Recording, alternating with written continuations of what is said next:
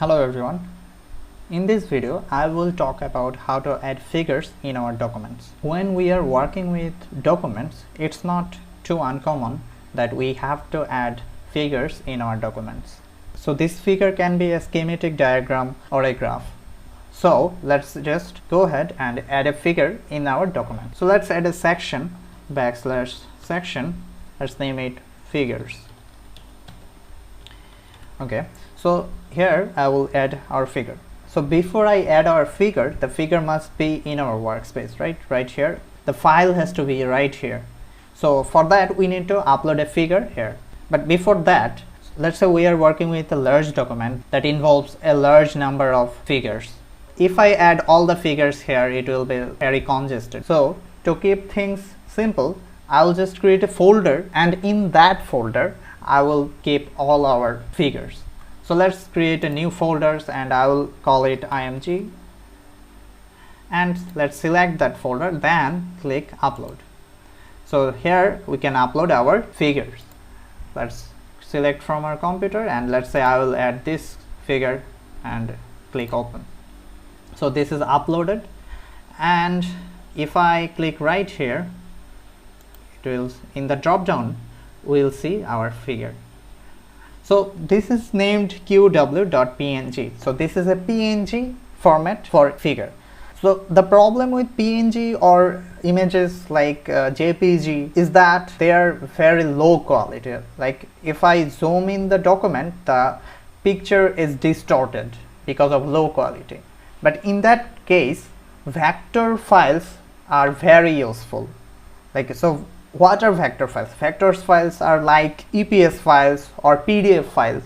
So vector files are something that if I keep on zooming, and it will never get distorted. So for our lesson here, I will just use this low quality image. So the image is uploaded, and I will go ahead and include it in our document. So let's say we want to include our figure here. So I will just type \begin, and inside the bracket I will write figure. Here it automatically created some codes. Okay, let's explain what those codes mean. So here the \centering, what it does, that it aligns the figure in the center of our document. The next syntax, \include graphics, it stores the position of our figure or image. Here we have caption, and we can write our caption here. This is our first figure. And here we have label, and we can label our figure as 1, and now we can use this label to refer to our figure.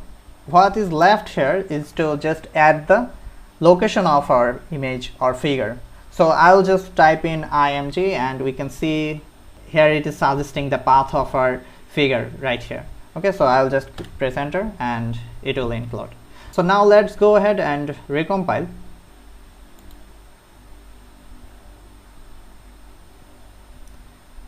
We cannot see any figure. So what is happening here is that LaTeX does not know how to show a figure. So to let LaTeX know how to show a figure, we have to include a package. So let's go to the top of our document and include a package. So before the beginning of our document, I will type in \use package, and inside the brackets I will type graphic. So we can see here two packages. So I like to use that package. So both of them have almost similar works. In our cases, this package will do the work.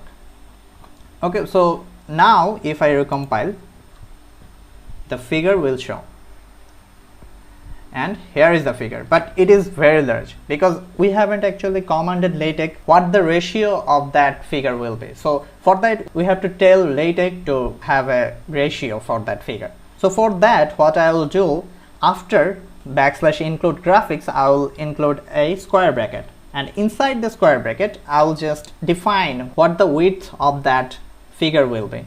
So let's type in width equal, let's say it will be 100 millimeter, and if I recompile, our figure will show right here. Okay, this is our figure. So we can control the width of that figure here. So now the figure is above the section. So that is what LaTeX does. It moves the figures or tables as it pleases.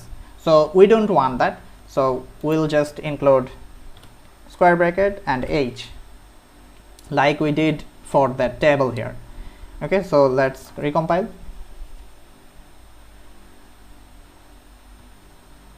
Now it's showing after the section. Okay, so this is how we include figures in our documents. So thank you, and I will see you in the next video.